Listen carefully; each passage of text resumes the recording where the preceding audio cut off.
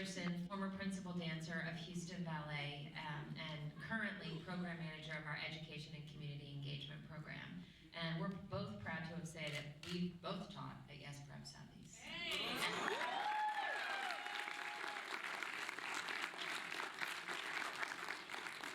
Some fair warning that we have not seen this movie before today. So I feel like it was pretty emotional, and we're gathering our emotions as we begin this conversation.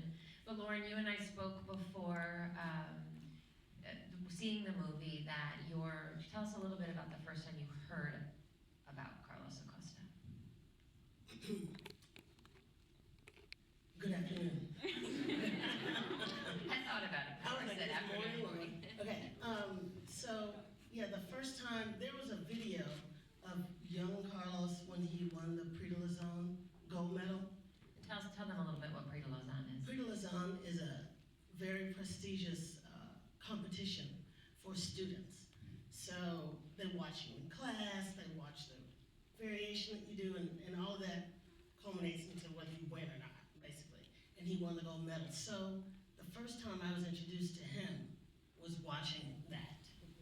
And Ben Stevenson, who was the director of the Houston Ballet at that time, said, quote, "Have I got a partner for you?" I was like, oh, boom, shakalaka. It was very good. However, I didn't dance with him right away. Because he went from Prix de Lausanne to English National Ballet, had the injury. And what do you know about the offer that Ben made him to join Houston Ballet? I knew that he was coming, and then all of a sudden, poof, he was in class, and there he was. And the amazing thing about Carlos is that he worked really hard. He was naturally gifted. Like, he could jump, he could turn, really loose, nice legs and feet, but he worked as if he was deficient and all that. You said the quote I wrote down when we were talking about this earlier is, he worked hard even though he had it all. That's right, for sure. So, so the company knew he was coming. I mean, he was pretty well known before he joined Houston Ballet. What was the atmosphere, how did the atmosphere change, or what did it feel like when you knew this star was joining the company? And I don't know if you want to talk a little bit about, we saw in the movie, both for English National Ballet and for Houston Ballet, that Carlos Acosta joined both companies as a principal dancer. Can you give us a little context about what that means? Okay, well, we have ranks in ballet companies. You start off as an apprentice, then quarter ballet, then soloist and principal. And some companies have ranks in between that. So principal is the lead dancer. You're the top of the tier, right? So the guys were excited, and you know how girls are. We're just like, I hope he's cute. And I hope he can partner. I hope he can pick me up and put me down safely. I mean, that's what we think about, right? And it was all of it. He was everything. A little crazy too. He's funny, actually. He has a good sense of humor. So, what is the first thing that you danced with him? Oh, Don Quixote Parada. We went to Santiago, Chile for a gala and danced Don Quixote. And it was a lot of fun because he didn't dance with nobody like me. Because I'm competitive. So if he did 4 pirouettes, I was going to do 5. I mean, we were just like trying to one-up each other, and it actually became fun. We didn't get along at first. Tell us about that. Well, I'm like 12 years older than him, so I'm like, dude, you can't tell me what to do. I mean, it was like that. He goes, oh, Lord, you should stand here. I'm like, really, child? But it was funny because actually after our second rehearsal, it was like we were the best of friends. And then he started calling me abuela. I was like, okay, I got your abuela. and that started a great partnership because, like I said, we're very competitive, so it kind of kept the performances exciting. So the pas de deux, everybody, is just one little section. So it's usually you saw in the movie when the young, not the adult Carlos doing a pas de deux in Italy right before he got the job with English National. So they dance together, then they each do a solo, and then they dance together at the end. But that's a great transition into the first full-length ballet that Ben created for the two of you, which was the full-length Don Quixote, which had its world premiere here in Houston at the Wortham Theater Center. Talk about that process. Well, that process was interesting because I like to be in control, and I would, and he was a good partner. He was the strongest partner when he first got here, and so he goes, Mommy, let's go salsa dancing. And I'm like, I'm not gonna salsa dance with you. I mean, really? And he goes, no, it'll be fun. And so we went. And the thing about salsa dancing, you have to wait for the guy to guide you. I didn't get that. I mean, I wasn't getting it. He goes, stop. But once I got it, we became much better partners. That kind of sealed the deal in our honeymoon, for sure. To sort of give him some ownership of the partners? Well, yeah, because if the girl falls over, it's the boy's fault, so he has to be in control. And I have to relinquish that control. So it was a definite learning situation. Yeah. So I want to address an issue that came up a lot in the movie for his dad. And for those of you who don't know, Lauren was the first African American principal female dancer, ballerina. Were you the first African American principal dancer, period, at Houston Ballet, promoted in 1990? Yes, please.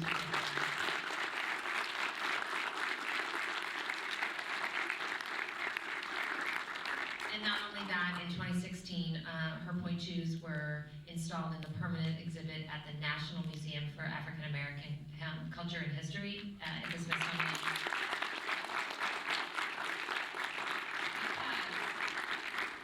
She really has been, she broke so many boundaries in the art form of ballet. And we didn't hear Carlos address that in the movie so much, but certainly his dad did. And I wondered if you ever talked to him about race in ballet. Ooh, okay, so we flew to London, no, Moscow. We were dancing at the Bolshoi, and that's a long flight. So he was telling me about Cuba, and I was telling him about the history of the United States. And what we thought it was about Cuba wasn't, and what he thought about the history of the United States wasn't, so it was a learning thing. Once we got to Moscow and danced, afterwards we were standing there on the stage, I'll never forget this, and the woman speaking Russian, and the translator comes over and says something, and he squeezes, and Carlos squeezes my hand. I'm like, we're supposed to be standing here looking real, and I'm like, stop messing around, because he's a jokester. And he goes, Mommy, we're two black dancers on the stage for the first time here at the Bolshoi. And he got it. When I heard all that, I was like, because I know a lot of these stories that we saw because he told me about them, right? We've had some long plane rides. But when he said that, I was like, he gets the impact of what had just happened. Right. Yeah. And you two toured quite a bit together? Yeah, all over.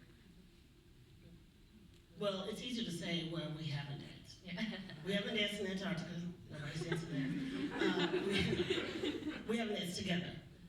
We haven't danced together in Australia, and we haven't danced together in Africa. We've been on every other continent. Amazing. Great.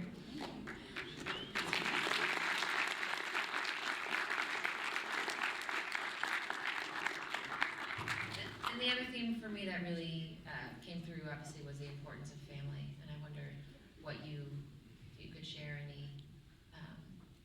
anything he shared with you in regards to the difficulty it must have been, because when he was here, it was definitely still it was difficult to travel back and forth to Cuba at that time.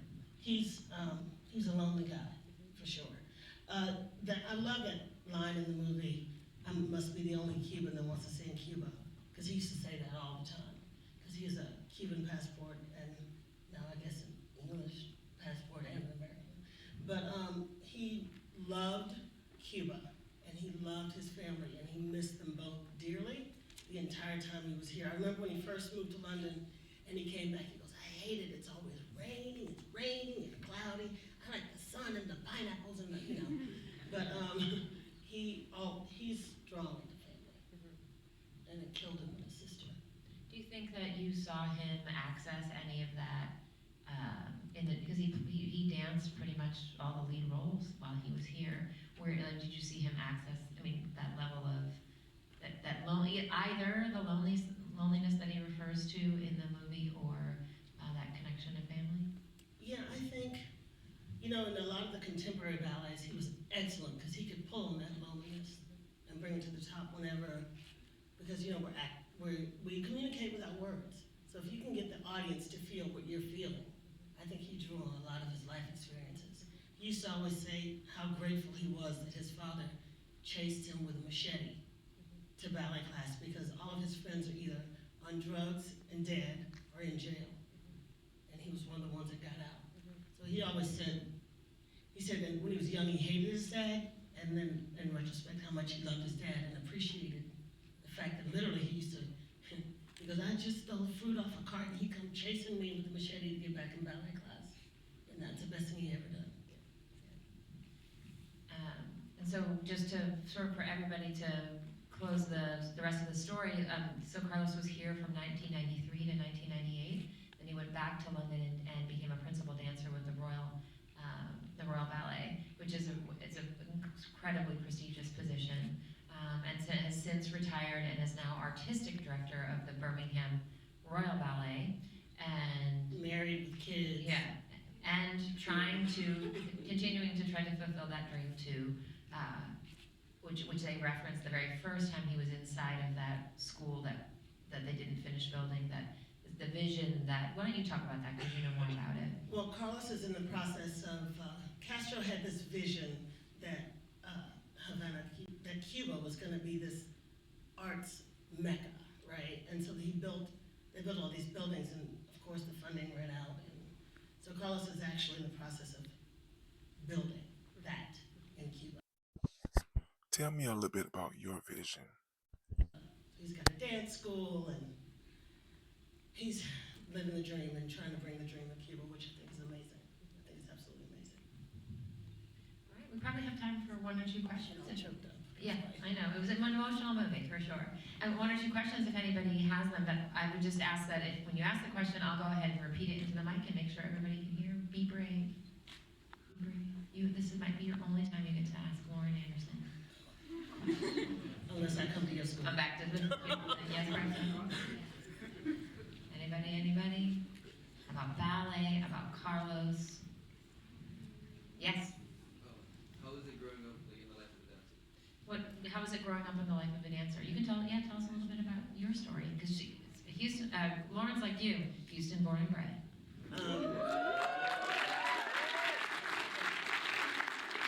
I am a native Houstonian. I'm from the trade. That's right, Third Ward, Houston.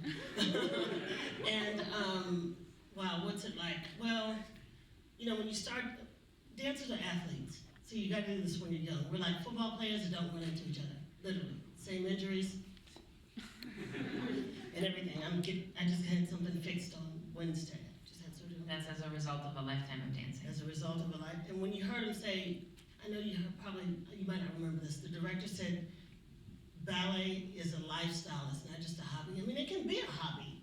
It can be, but if you want to be her or him, it becomes a lifestyle. So we don't just go down and practice every once in a while, a couple times a week. Nope. As a professional dancer, it is a 9 to 5. So it's not more into well, it absolutely is more. But your basic day is it's 10 to 7. We go in at 10. We take a ballet class every single day that we dance. We practice for 6 hours, and that's 5 days a week, unless we're performing. So while y'all are off and y'all are coming to see the Nutcracker, we are dancing it, and rehearsing it, and practicing and performing it. I mean, it's never ending, which is awesome, actually. We get paid to work out for a living. I think that's another, I think that theme comes back sort of again and again, that obviously had an unbelievable amount of talent. But it's one of, I think, that were talent, intelligence, determination, Right. that you need the trifecta, that trifecta to become an elite performer in the art form of ballet. Actually, to be totally honest, it's about 10% talent and 90% work, to be honest about it. Because, yeah. Yes, right back there. So, can you tell me about your experiences as a person of color in the performing arts, and what would be your advice for someone who was really interested in that and So the question is to talk a little bit about your experience as a person of color in the performing arts. Ooh, honey, we don't have all day. Well, I'll tell you.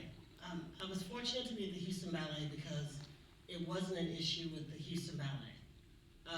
When other directors came in, it became an issue because so I'm 54, so we didn't have cell phones back then. I mean, and you didn't know that there was a whole bunch of other black people. I mean, I didn't even think about it. I was just dancing, right? When you think about ballet, at least back then, you think of white and fluffy and pink, and you don't think of some black chick in the middle of the corps. Well, I was that black chick in the middle of the corps. So for me, Or it's like a large group of dancers. large group of like the swans, right?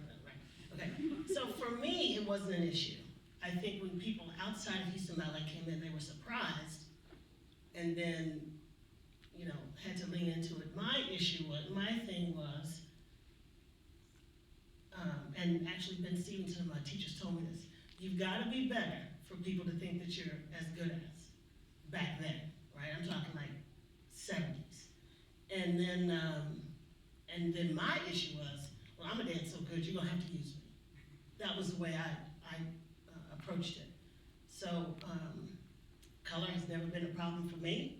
It may have been a problem for other people, but I will say that Houston Ballet is one of the most diverse ballet companies in the world, and it has been longer, like way back when, before diversity became popular. Yeah, so, because I've started the Houston Ballet at the age of 7, and I've danced all over the world and with some other companies, but I've never been I've always danced in Houston. So, they had, at the very least, had one black chick. All the time. Yeah. So, how did you get recognized without technology like back then? How did you get without the technology to make you famous? How did you get recognized? I mean, that's Well, really good it's a visual point. art. Yeah. It's a visual art, and I stuck out, number one. Number two, there were always critics. So the critic writes for the newspaper, and word gets around, and then we tour. When you tour all over the place, keep your hands to yourself, baby. Thank you. And when we tour all over the place, people, the words gets around, right? Yeah, I mean, back in the day, can I say that about you? Or you can say it, back in the day. People who wanted to know about what was happening in dance would read it in newspapers and there are magazines dedicated to dance. So in some ways, it was hard. It was harder to get the information because it wasn't right there in your phone or on a computer. But at the same time, there were a few very, very important magazines and newspapers that anybody who was anybody in dance read, and then Lauren was just in every single one of them. And I got lucky because we did a few New York shows, and sometimes the critics would come here for opening nights and stuff. So. And that still happens. I mean, even though ballet happens around the globe, in some ways it's a small industry, and directors come down to watch. Directors and critics and people from all over the world will come to Houston to watch whether they want to watch a particular dancer or watch a new piece of choreography. Yeah. We did communicate back then. Look, there's 3 hands in the How back. about the one that's all the way to the left? I think We'll you're start wearing a this jacket. one. Yes, sir. Yes. Loud, loud, loud, loud. So in the movie, we saw how he left when he was 11 years old, right? He left home at 11. At 11, was it normal for kids around that age to be leaving the country without their parents? He didn't leave the country at that point. He left home to go to an art school. He left the country from Cuba to go to Prix de Lausanne, and from and that, I mean, to say we have some dancers in our company right now that came from Prix de Lausanne. It's a very so that his teachers knew. He was only 16, you said, right? So he went at 16 to Switzerland, got that gold prize, and that, talk about before technology, that was his opportunity to get contracts. It does really, it's a place that if you come from a country that has fewer opportunities, the Prix is a really important opportunity for very talented young dancers to get jobs. A lot of directors go to all those competitions and recruit, for sure. So that's how that happened. But he was still, he was very, His coach, We're and doing also the his math. coach went with him to the competition. He didn't just get on a plane by himself. Yeah. But it's young, yeah. When you, if you want to dance, if you want to dance in a major professional dance company, you have to be really good by the time you're like 14 or 15.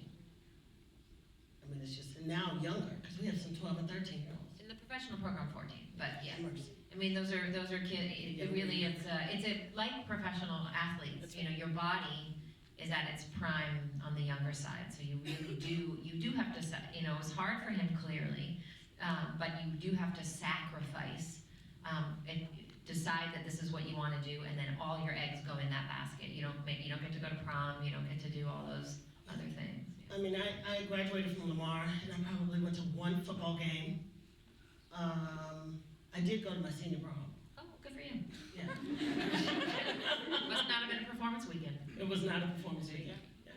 So, but you do sacrifice a lot. Yeah. Next one over.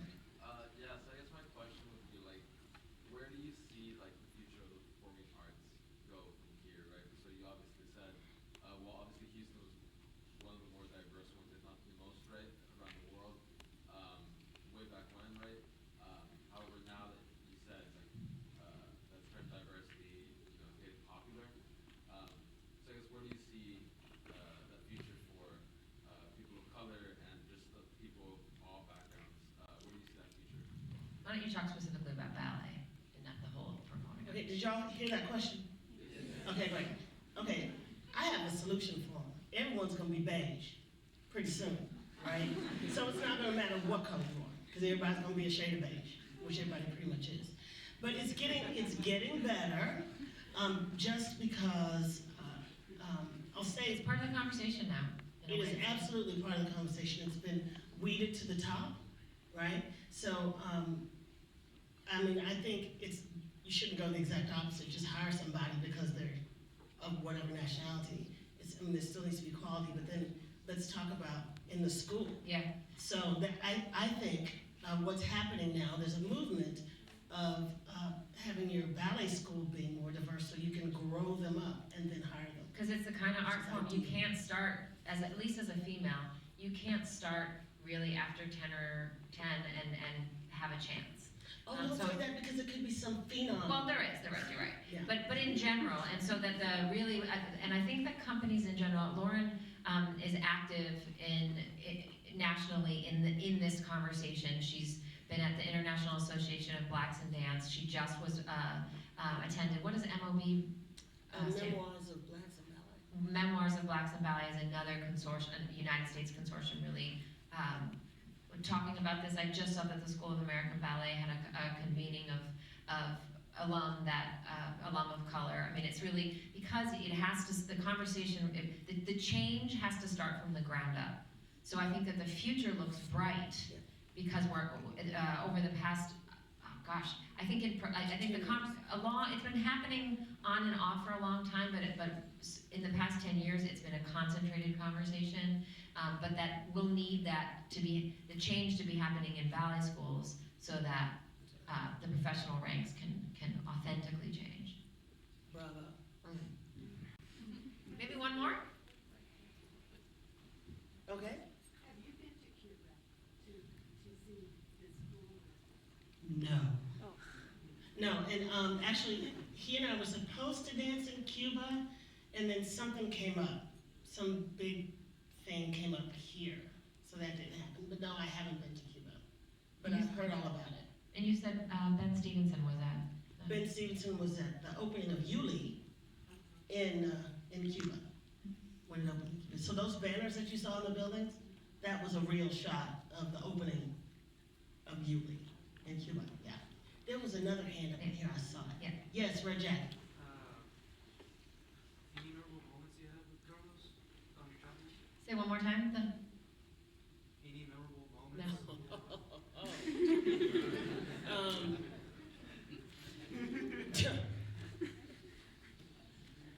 Besides the salsa thing, when we went salsa dancing, actually, that was fun.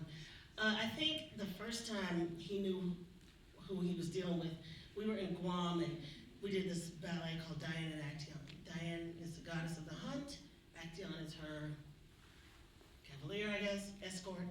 And I was doing these turns, and he, guys have these great jumps and turns, and we just kind of, So I was like, you know what? I'm gonna throw some extra something in here. and pull it while I'm turning, pull the arrow out, put it in the bow, and shoot the arrow while I'm turning. Well, I messed around and did that in rehearsal and whipped off a whole lot of turns. And he was like, oh, that's awesome, you know. And what I do in rehearsal, I do on stage. So I don't think he thought I was gonna do that on stage. And I did it, and he was like, I mean, I literally saw him look like, no, she didn't, you know. And then, I mean, it was just another one of our competition moments. And what's funny is that scene where he was late. Remember, he was playing in the mud, and he was late, and he gets in the car, and they do all the thing, and then he runs on the stage, and she looked at him and said, You smell. you smell, and they were like this, and the curtain went up, and they went, you know. He still does that stuff today. One of the funniest things is he goes, oh, Lord, and what happened on the pure witness? And we're going, the curtain goes up, we're like, the curtain goes back down. Well, you said that, I mean, so it was funny that in this movie, they really captured his personality, and that's in that little Even the boy. little guys, yeah. Oh, it was kind of refreshing to see. And I did get a chance to meet his parents, and they were amazing. They were amazing. His dad is, and his mom is, you know. So, I mean, the personalities are captured really well, I thought, in the movie. Well, thank you so much, you guys, for your interesting questions. This video raises questions, and I need for you to be extremely honest in the comments when answering them. And just so you know, I have 3 questions. Number 1, before this video, have you ever heard the name Lauren Anderson? Number 2, when did you fall in love with ballet? And number 3, who would you like for me to do a video on next? Now please be honest in the comments when answering these questions. Share this video with anyone you deem necessary. And don't forget to like and subscribe to the channel.